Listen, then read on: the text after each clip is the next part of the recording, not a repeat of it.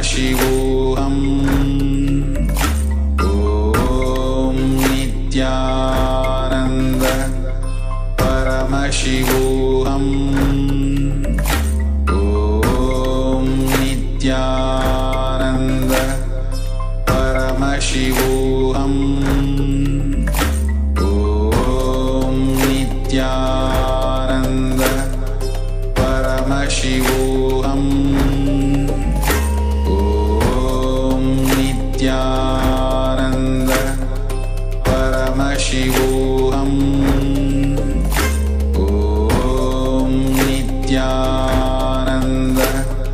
Paramashivoham. Om Nityananda Paramashivoham. Om Nityananda Paramashivoham. Om Nityananda Paramashivoham. Om Nitya. So, hello everybody, welcome. My name is Dr. Peter Bloomfield, and I'm the convener for this presentation. The title of our presentation is Methodologies and Strategies for Sustainable Mental Health. a Recording in holistic progress. Mind-Body Approach. Again, my name is Peter Bloomfield, and I'm an emergency physician. I'm based out of Los Angeles. I work in academia, and I work in the community as an emergency physician, and I'm also here representing KAILASA Nityananda Hindu University. And we're very excited to give this presentation. If anyone has questions, you're free to ask in the chat. Just our time is a little bit tight, so if we're not able to get to your questions, we really strongly invite you to contact us afterwards. We're very excited about what we're talking about and what we're going to be presenting, and we're very happy to interact further. So this is the agenda of our presentation. We're going to have Dr. Muktananda, who's an AI expert, is going to give an intro to mental health. Followed by that, I'm going to be giving a talk on studies that have been done on a mind-body approach to mental health. This is connected to and run through Nityananda Hindu University, and I think it's really groundbreaking, and I'm super excited to talk about it. Then Muktananda is going to give an unclutching meditation, which is, this presentation is going to be part lecture and part experiential as well. So you should come out of here both informed and very blissfully relaxed. That will be our goal. If we achieve that, we've met our goals. Then Dr. discussion about some lifestyle aspects that support positive mental health and higher consciousness. Then we're going to have another experience of pranayama, like a breathing exercise with Dr. Muktananda. And then he's going to give a lecture called Sustainable Mental Health and AI, talking about how artificial intelligence can support sustainable mental health systems. That'll be followed by Dr. Prema Kothandaraman, who's a urogynecologist at the Women's Health Excellence Center. She's going to talk about women's mental health issues. Then Dr. Patel, who's a psychiatrist who's representing KAILASA Los Angeles and also practicing in the community, is going to talk about mental health and children's issues. And then finally, I'll give a conclusion and a call to action. And for everyone who is able to stay, we're going to have a kriya, which is a technique for stress reduction. That'll be really nice. So it should be a very enriching and enlightening experience for everyone. And we're very happy to have you here globally. So we think it's very perfectly aligned with this summit, and we're extremely grateful to the UN General Assembly for organizing this and for having us here. Just a couple estimates, 2.5 to 5 trillion US dollars annual cost of mental health. That's looking at direct costs of clinical care and hospitalization, as well as indirect costs of lost work. And I'm going to posit that the cost of less than optimal mental health is so much higher in terms of lost potential. Field, really appreciate it. And thank you for inviting us to participate in this session. We wanted to give a sense of what we mean by mental health. This definition of mental health is taken straight from the UN mental health webpage. Essentially, mental health is a state of well-being where we are able to cope with life's daily challenges, have great relationships on a daily, regular basis, learn to work well, have a successful career, And one aspect of mental health that is very often neglected is realize our full potential. Of course, all of these are super critical, super important, and we tend to focus on coping with daily challenges and relationships more often than not when it comes to mental health, because that's when they reach the age of 75 will experience mental health issues, and that is a huge number, right? That goes into the billions. And those in poverty are 2.5 times more likely to be affected compared to others. And this really what this session is about. I think that traditional approaches have to be sustained with holistic approaches, which are not usually identified or addressed.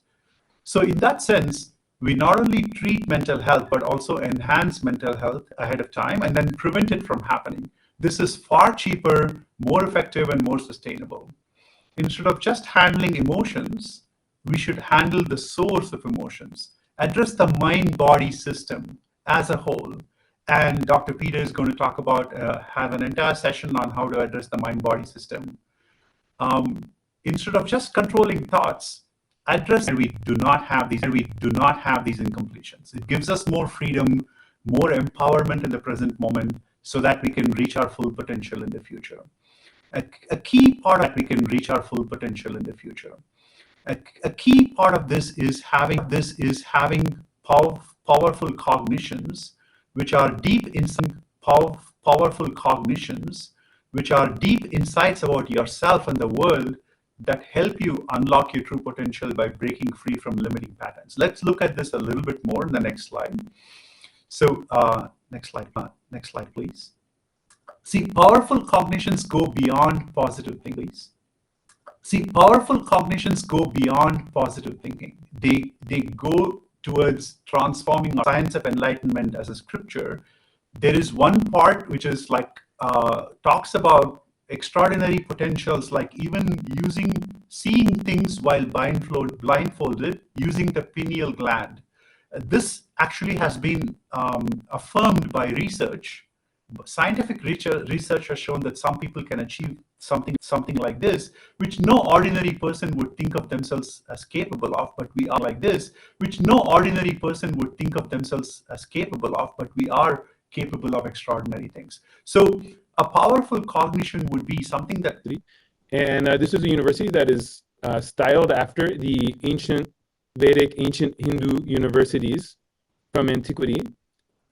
Fields of psychology, philosophy, medicine, sociology. Of course, mental health is covered very widely through this university. This has been reawakened through our chosen lifestyles for enlightened living, has revived the sacred arts university that has created 1 million deities for enlightenment ecosystem. Briefly, so mind-body. So treating mental health through the mind is very challenging in that it goes beyond the mind. So efforts to powerfully address mental health have started to look at a mind-body system, and we'll be talking about it a little bit later about things like the biome and the physical, profound, cellular, physiological, and mental health effects. And then lastly, we're going to talk about some lifestyle strategies that are aligned for individuals out there who may be watching for the masses that can move towards a space of enhanced mental health. So the first topic we're going to talk about is cellular effects of mind-body intervention. So this was a three-week, it means like 2 to 7-fold in reduction, reduce stress and reduce inflammation. Were upregulated, again, 2 to 7-fold. And then there were 2 specific pathways that they noted. One is the anti-aging, advances in aging. The follow-up study was published in a journal called the Journal of Stem Cells. And based on the first study, they said, let's look at telomerase activity. And let's look at peripheral blood stem cells. Telomerase is an enzyme that works to keep the cell genetically young. And many people know about telomeres. It's been very much talked about in the mainstream recently. The telomeres are, like, an increase in that is going to mean more use at a cellular level. The last thing they did, this was not published in that article, but it was around that time. They measured mitochondrial metabolite. But again, it's completely organized and run and attended by our Swamiji. and done through teleconferencing, just much like how this meeting is going right now. So we looked at 4 different scales associated with mental health. One is the DASS, which stands for Depression, Anxiety, Stress Scale. One is WHO5, which looks at overall sense of well-being. One is SF36, which looks at overall physical health and some aspects of mental health as well. And the last is MAAS, which looks at mindfulness, which is your ability to be present, right? Everyone is talking about mindfulness and being in the present moment. So we wanted to measure all these things in people before and after. And then we looked at anxiety. Above 8 is considered as an anxious person. The average in the US is around 6, so almost anxious. For the participants, it went basically from 4 to 2. So very, very far from anxious. Even before the program, people were better than the US average in terms of anxiety, which again may reflect their previous initiations and their connection with this enlightenment ecosystem and this mind-body approach. But afterwards, even greatly reduced. And stress as well went from 4 to 2 or 5 to 3. Over 14 is stressed, and the US average is 8. You can see all these graphs on the left. You can see the line graphs is the pair, really, really profound. And you can see again, if you look at the line graph and the bar graphs, everything's just going up. So really a profound sense of well-being from participating in this program, and both statistically significant and clinically significant. The SF36, this is a very complex scale. It is 9 total scores around physical and mental health. Again, the higher is better. We did just a paired analysis for this, and all of them were improved. So then the question becomes, what are these programs? What is special about these programs that's bringing these really remarkable changes at the cellular level? Particularly the mitochondrial assay, you'll never see anything like that. And all the other changes, the stem cells, the telomerase activity, the gene expression, and then these changes in mental health. So to better understand that, a lot of science has been done. They found complete control over brainwave activity. He could just control his brainwaves at will. There was another doctor, a neuroscientist named Acosta Urquida from Sound Health Designs in Wichita, and this was in 2005 and 2006. And they measured studied a variable called heart rate variability, which shows variability within the heart rate that reflects the autonomic system and how at ease someone is. You could say it's very complex. We don't have time to go into it further. But the key finding is when he would do healing on someone, they would completely sync up their heart rate variability. Means a complete cohesion and entrainment was happening electrically. There was very little activity, which we will posit will correlate with a low thoughts per second, very little mental activity. So he could completely kind of shut off the mind, and it would show up at the EEG level. That shocked the researcher. And then when he would go in, that's a goal of Vedic traditions, yogic traditions, Hinduism, and they transmit it to someone they're healing or a disciple or any other person, be like an initiation. It's putting them in the same brainwave state that's going to have profound effects on their well-being. So again, it's a really remarkable thing. One thing that I'd also say is in the ashram, they've done again, when Swamiji is doing initiations to his disciples or people visiting his ashram as well, he puts their brain in gamma waves, high amplitude gamma waves. If you're like taking a quiz, doing a task, if you're at work doing a task that requires your mental activity, it's 13 to 25 hertz. So you'll notice this illustration doesn't have gamma waves. Part of that is because gamma waves, people didn't even know about them until relatively recently, because you normally cannot see them on a normal EEG. They were normally detected with something called a QEEG, where you take a computer and look at the Alzheimer's dementia. And even in animal models, they've showed if they can induce gamma waves, the plaques and tangles that you see at the cellular level of dementia start to get cleaned up. So the idea is that gamma activity can prevent and possibly even treat Alzheimer's dementia. So if we're looking at Alzheimer's prevention, which is a huge, is our Swamiji can himself go into gamma at will, and he can transmit it to others at will, both through healing and through initiation. That itself is remarkable, and it speaks to the power of the programs and how the mental health of whole communities can be uplifted that way. What is even more exciting to me, and I've been personally had the opportunity to do EEGs, some of his very high-level disciples are developing this capacity, which means this level, which we're positing as a space of super consciousness, very high level of consciousness that correlates with concepts of enlightenment, that have been talked about throughout history. This level, this capacity can be built in people and built in large groups of people over time. So this is raw data of this by connecting with Swamiji, connecting to a state of oneness, doing things like blindfold reading and materializing. These are yogic shaktis that are beyond the scope of this presentation. But while doing these things, they'll describe a very low TPS, which again, TPS is thoughts per second, means completely quiet mind.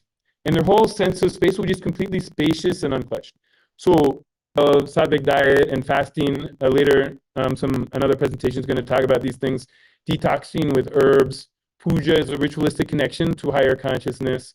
Yoga pada, yoga and pranayamas and meditations and kriyas will be doing all of these experiential in this presentation. Thank you, Dr. Peter. What I wanted to say here is that Dr. Bloomfield talked so much about the state of space where you have fewer and fewer thoughts. That's the fewer thoughts per second. And he showed quite a few brain scans.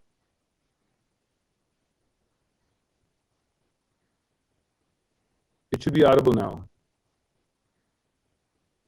It should be audible now.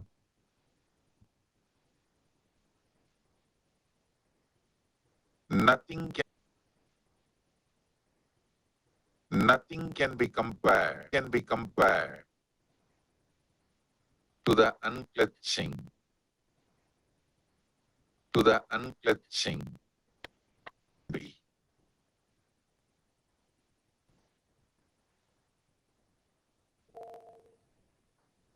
compare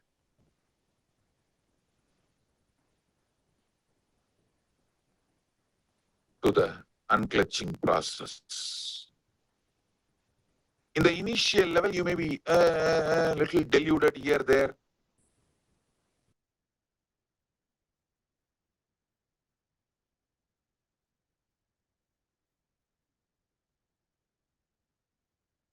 Pure unclutching. Pure unclutching. Sit straight.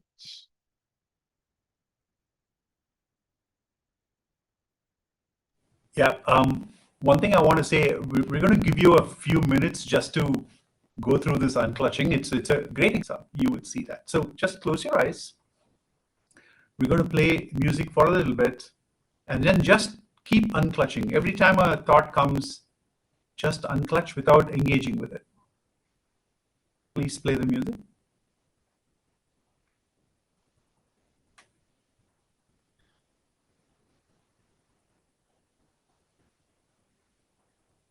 Peter, we're not able to hear the music.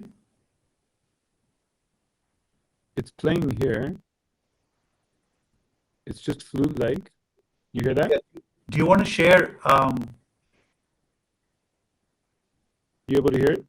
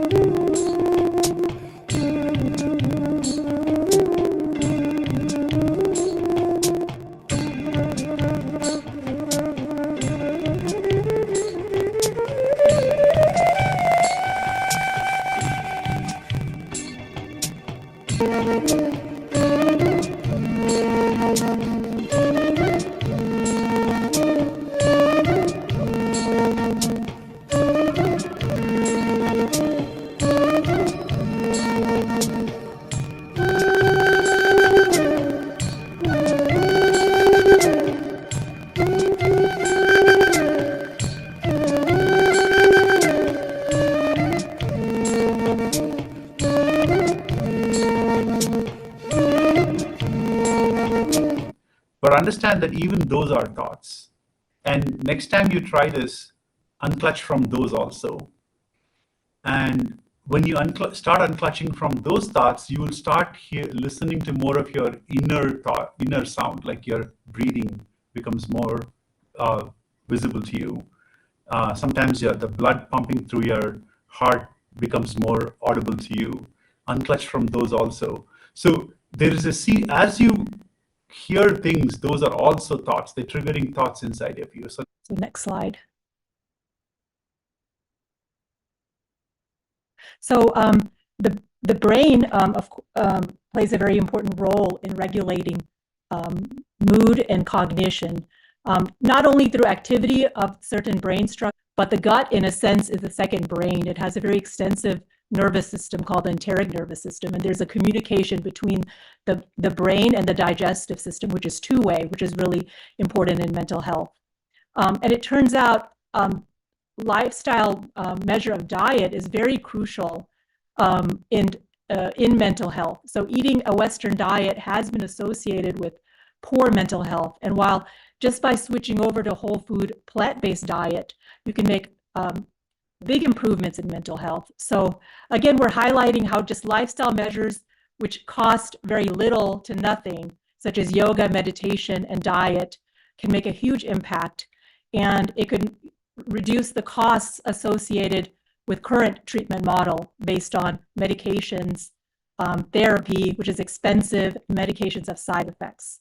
And so we can go on to the next slide. Is the gray matter or the brain cells, are they affected in depression? But also very importantly, the white matter system is affected. The white matter is very important in, this is how different areas of brain communicate.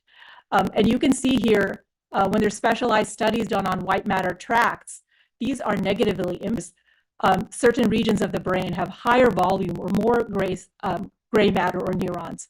For example, the medial and superior frontal gyrus.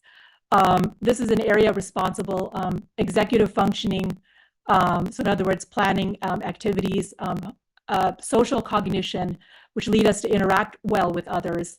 The precentral and parahippocampal gyrus in yoga practitioners have lower levels of fear or tendency for fear. And we can move on to the next slide. So now we can move on to what we found in practitioners of meditation. So they have been studied structurally, but also functionally. So we have functional MRI studies which look more than the brain structure. It looks at different areas of brain that are activated during certain tasks.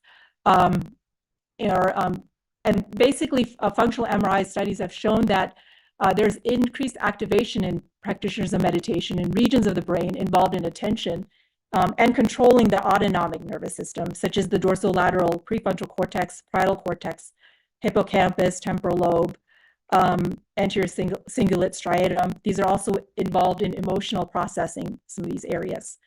Very interesting decision-making, learning, and memory, and also the ability to monitor ourself, to know what's happening within us and our environment, and as well as having self-awareness about fear and anxiety. Interestingly, I also wanted to mention that in yoga practitioners, they've looked at yoga, and unfortunately, what this does also is this leads to a cascade of other events in the body, including more inflammation, which ends up in the body, which ends up increasing risk for various health problems, that we see today, such as high blood pressure, diabetes, heart disease. The further input. Basically, the gut-brain axis is a very important axis. These days, there's a buzzword, healthy gut microbiome. So before we talk about that, we should know what gut-brain axis is. So basically, the brain is connected to the gut by a vagus nerve. So what it means is what happens in the gut, reducing the anxiety and depression. So this is one impact. And the second impact it does is that it improves the bowel movements. So basically what it does is since it is high in fibers, so there is less of inflammation in the gut lining. So it reduces, all the inflammatory bowel diseases and as well as the autoimmune diseases. So in nutshell, basically, the healthy microbiome for the video. We're waiting for you to quickly go over this slide.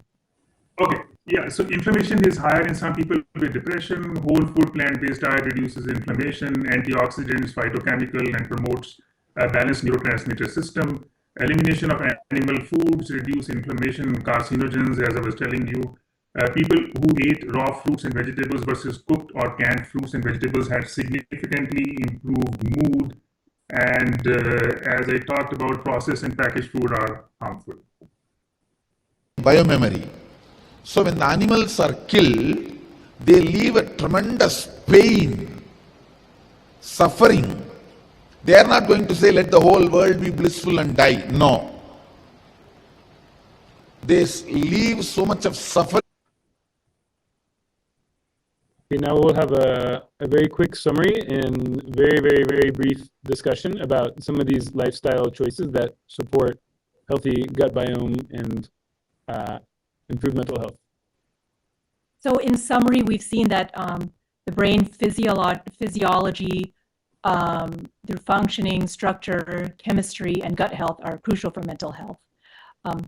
And lifestyle changes are critical and sustainable, and objectives to impact in our mental well-being. And so maybe if we'd like to go ahead and start, maybe Dr. Bandav can talk about what is Nirahara Samyama and how his experience that he's had with that. Sure. I always practice whole food plant-based diet, but through Swamiji, I came to know about Nirahara Samyama, which is really a step above that.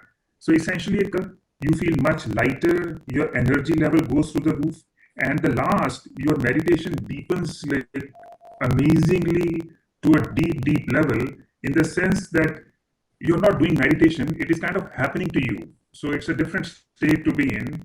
And I found this to be amazingly powerful technique. I think, Dr. Shanti, you may have also... People around me noticed, I mean, even your skin will start to glow. You'll even appear younger. People would comment on that, wonder what I was doing. And so I definitely also experienced those similar kinds of benefits, when I was doing it, I felt like saying, darn it, I should have done it earlier. Yes, yes, very much. So I wished I had, I really didn't know about any of this before Swamiji. So I think Dr. Shivaji had an experience that she maybe would like to share about Nirahara Samyama. Mm-hmm.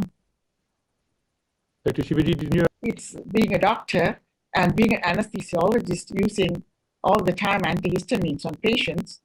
And it was so good, and I used to tell everybody, about the Nirahara Samyama.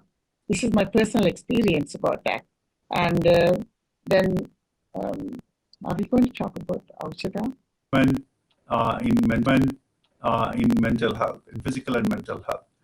And part of changing lifestyle is not only practicing yoga, and unfortunately, we're not going to be practicing any of the yoga asanas today because it's difficult to demonstrate in this particular venue. But we can try a couple of pranayama techniques that can work for you. And these are simple techniques that can cool us down, make us reduce the anxiety, de-stress us. And so I'm going to teach you a couple of pranayama techniques, which will be actually useful later when we go further in this program. So simple technique is called Shitali Pranayama, and references are given here. These are all scriptural references.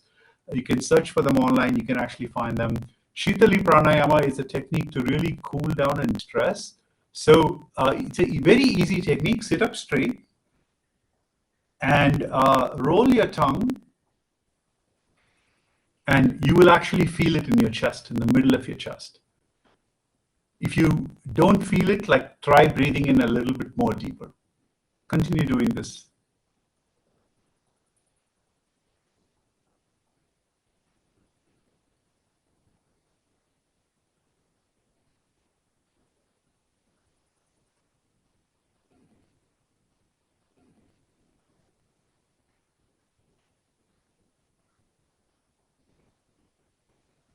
long to breathe out, then breathe in. Long to breathe out, then breathe in. So count breathing in. If you count breathing in 5 times, breathing in. If you count breathing in 5 times, breathe out till the count of 10. For example, 1, 2, count of 10. For example, 1, 2, 3, 4, 5. Close your left nostril and breathe out through your right. 1, 2, out through your right. 1, 2, 3, 4, 5, 6, 7, 4, 5, 6, 7, 8, 9, 10. Now breathe in through your right nostril again. Anxiety-inducing thoughts. And Swamiji has given this reference, and this reference you can go search for it online. It's a humming meditation. Essentially, what you do is you hum. Typically, you have to close your eyes, nose, and mouth, and then just hum. So right now, I'm going to only teach you the humming part, and you will start feeling in the center of your forehead, you will start feeling a constant buzz. And that buzz will start clearing out all the thoughts in your mind. Right? It's a very beautiful technique that just flushes negative thoughts and anxiety from your head and just fills it with the hum that is pure thought, nothing else, right? Let's try doing this for a few times.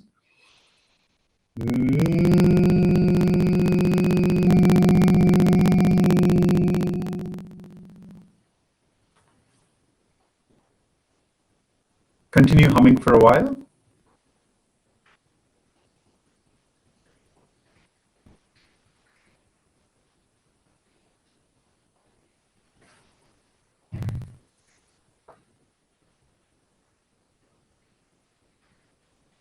Contexts. In fact, search for these techniques along with Swamiji's name. You will see a whole bunch of what are called kriyas. Kriyas are a combination of visualization, yoga postures, and also breathing techniques.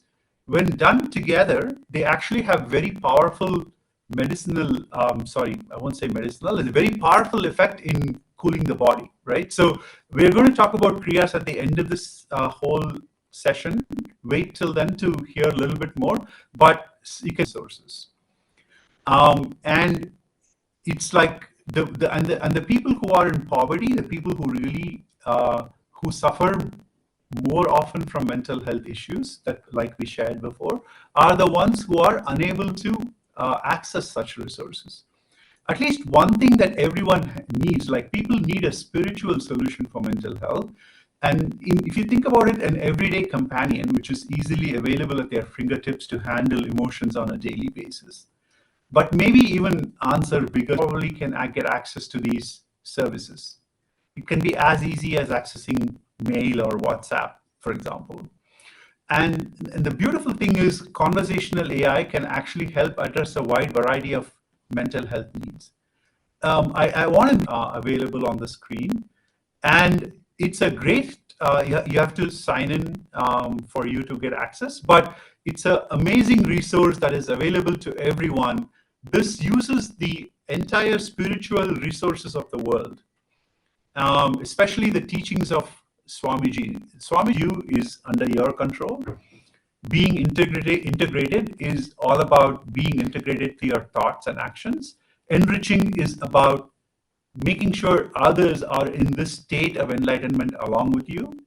And completion is what I defined before, right? So it uses these principles to help walk through someone who thinks they are a bad mother because they're not, they're in a self-reflective way.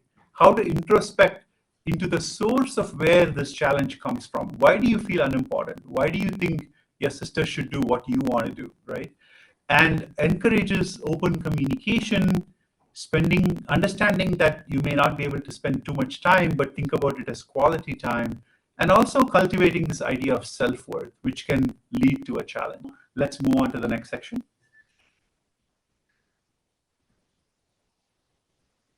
Okay, now I hand it over to Dr. Prema Kodanraman to talk about women's issues.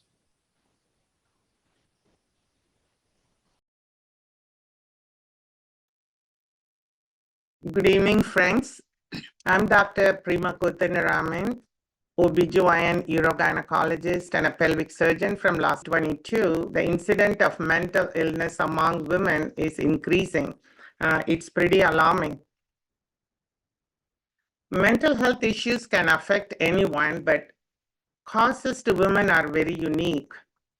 Hormonal changes during menstruation, pregnancy, postpartum, and menopause can significantly affect mood and mental health. On emotional labor.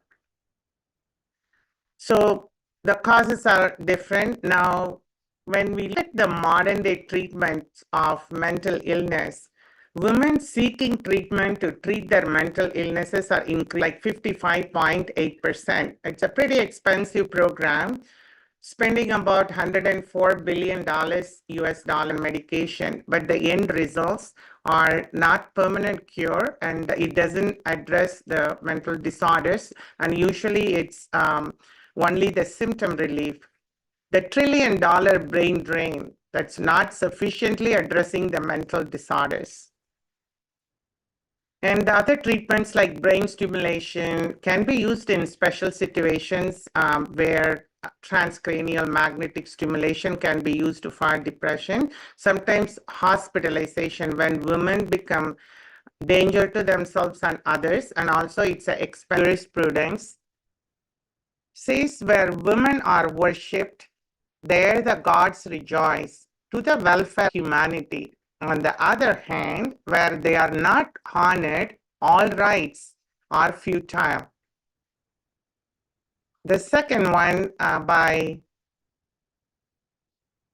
His Divine Holiness, Supreme Pontiff of Hindu Wisdom, reviving the ancient Hindu wisdom using various approaches, allopathy, naturopathy, Ayurveda, Siddha. It's again, it's a free Ayurveda, Siddha. It's again, it's a free medical care. Free medical care is provided and along with spiritual and psychological support and counseling to all women. So over 10 billion ancient Hindu tradition.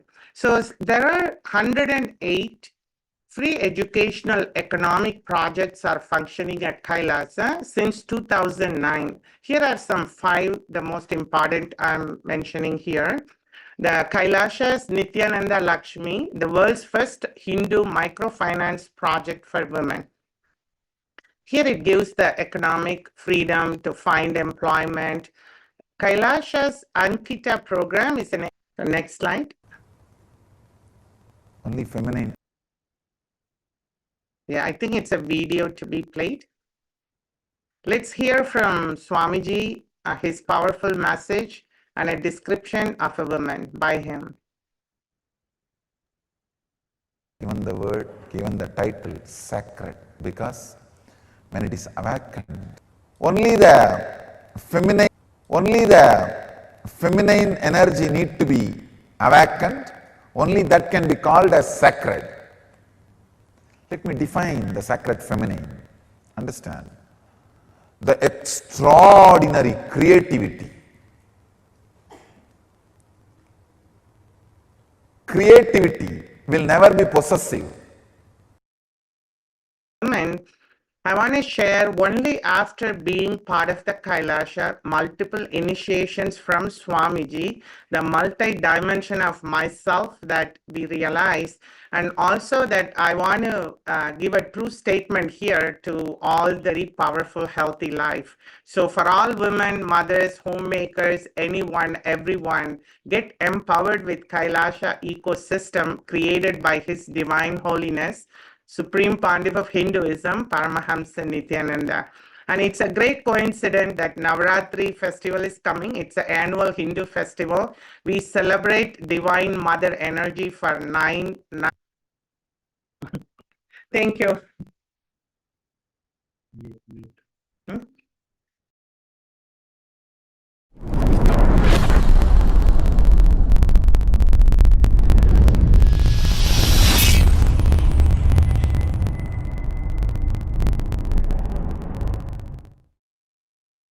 listen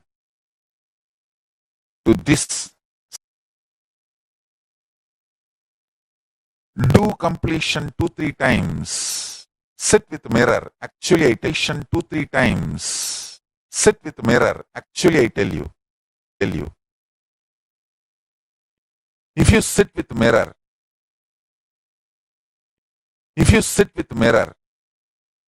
and chant Mahavakya and do completion, you will see mirror. Your form will disappear and my form will appear there.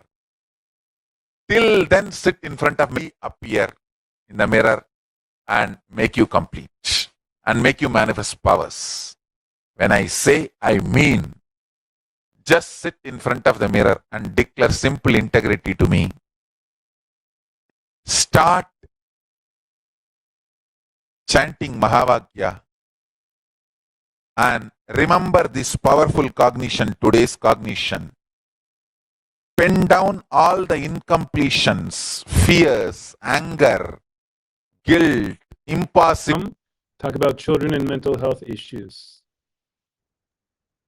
Hello, everyone. I'm Dr. Sailesh Patel. I'm a psychiatrist practicing in California. So, as adult and women, children also have unique challenges for mental health. And we have the next slide. So, I have here some of the unique challenges for children, which includes physical, emotional, and social changes, adversities such as poverty, abuse, exposure to violence, pressure to conform with peers, exploration of identity, and so forth. So, can we have next slide? So, based on this alarming number, we know that convention and Sattvic diet, Swamiji had given details how this Hindu education system promotes freedom to explore and be creative and not force children into strict curriculum, and nor evaluate them based on narrow rubrics. This mind-body consciousness-based education empowers children and helps them feel powerful. It encourages students to travel, discover, invent their own methodologies, and take leadership. Copy phase, students are first asked to copy 12 images of various complexity. This copy phase reflects the student's visual motor intelligence and maturity. In second phase, recall phase, which is recall phase, students need to remember all the images of previously drawn without seeing them. The recall phase reflects students' visual recall intelligence. And the tests were performed on 75 students, and the results showed an average percentile fell into category of genius and very high superior intelligence, IQ score of 120 and above. So it shows very impressive numbers. Next category, intellectual maturity compared to exact age. And average intellectual age was 2.7 years ahead of chronological age. 83% of students were 1 to 6 years ahead of actual age, and 53% students were. Thank you so much, Dr. Patel. And I'm going to very quickly do our conclusion. Thank you so much to everyone who's made it all the way through.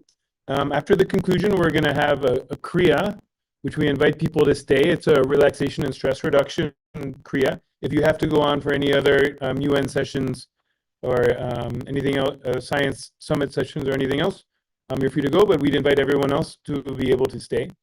But just briefly, it's our conclusion that this mind-body model that we've been discussing and these lifestyle model we've been discussing for mental health treatment would help the UN achieve the Sustainable Development Goals. And all the research we've published has been very remarkable, very outside of the ordinary findings. And we're very sure the more research we do, the more we're going to find things like this. So anyone who wants to collaborate, we'd love to talk to you. My email and Peter Bloomfield, my email, and Sri Mukta Ananda, his email as well. They're both posted at the bottom. Also, policymakers for children's mental health, we invite you to contact us for collaboration for how to incorporate this approach to traditional education and for further research. And then, of course, a combination of yoga positions, yoga asanas, breathing techniques, and visualization. And Swamiji shared 108 kriyas for a variety of diseases and disorders to alleviate, use in conjunction with other approaches. And this video will introduce the kriyas. Nerve circuit, the nervous system. Prana circuit, the respiratory system. Digestive circuit, excretory circuit, reproductive circuit, and energy circuit. Of these circuits, for the flow to resume. Similarly, when there is a block in the energy circuit in the body, there is impedance to energy flow forward, and it results in disease in that particular organ. The Kundalini energy in our body is like the water in the water tank.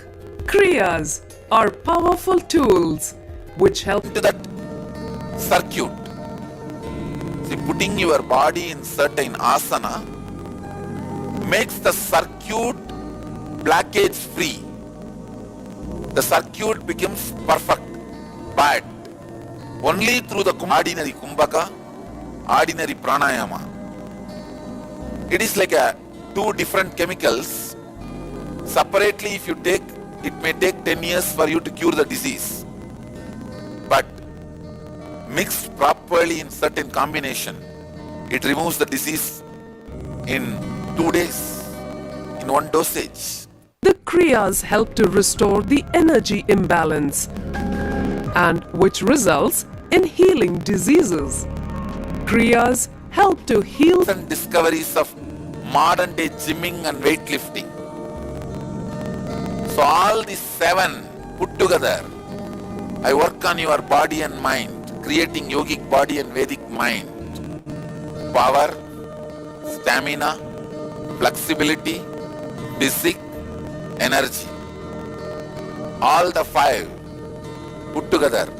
We learned how to do Nadi Shodhana, which is breathe in through one nostril, breathe out through the other nostril, breathe in through that nostril and breathe out. So that's one thing we learned. We're going to do that first. Then the second step is you sit in a special posture. Do we have the picture of that posture? There is a posture. I shared a picture yesterday. Do we have that in the slide? This is the last slide, Mukta. Okay. I think we need to bring that picture, if somebody can add that picture to the slide. And then breathe in again through your right and breathe out through the left. This is one cycle.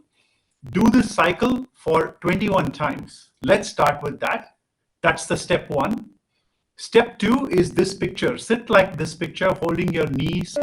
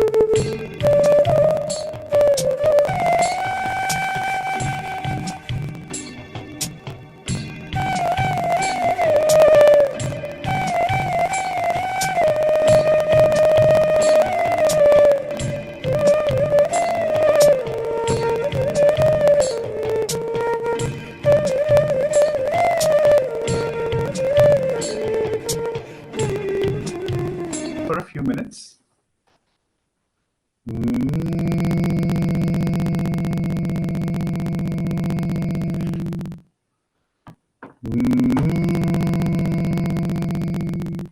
can play the music too, Peter. Thanks.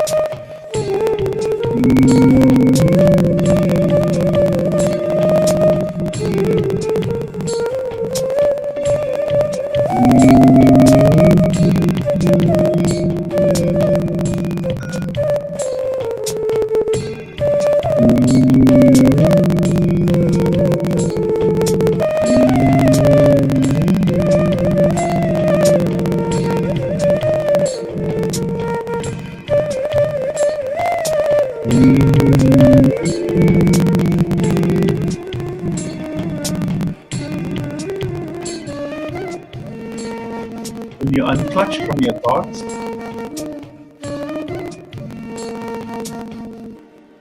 you will start focusing more on the music and the sound outside of you. Unclutch from that also.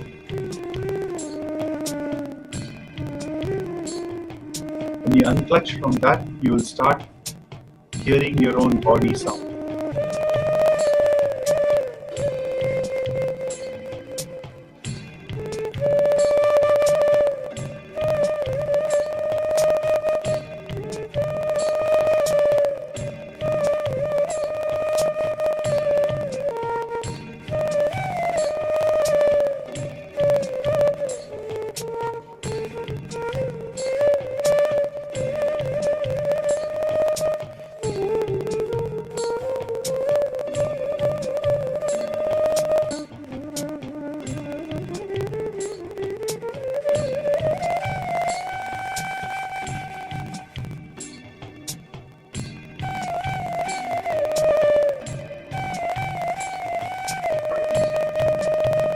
Provide you with the science, but also provide you with experiential understanding of what Swamiji is trying to do at a very surface level. I mean, there is a lot of depth to the meditation, mind, body, consciousness studies. But we just wanted to share some experiential, some experiences with you, so you can find out for yourself. So I hope you can practice this meditation before going to sleep every day. United Nations going forward. Thank you so much, everyone, for coming, and have a beautiful rest of your evening. Thank you so much.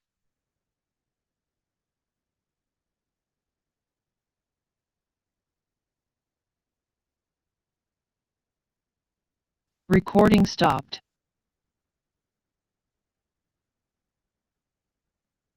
Thank you.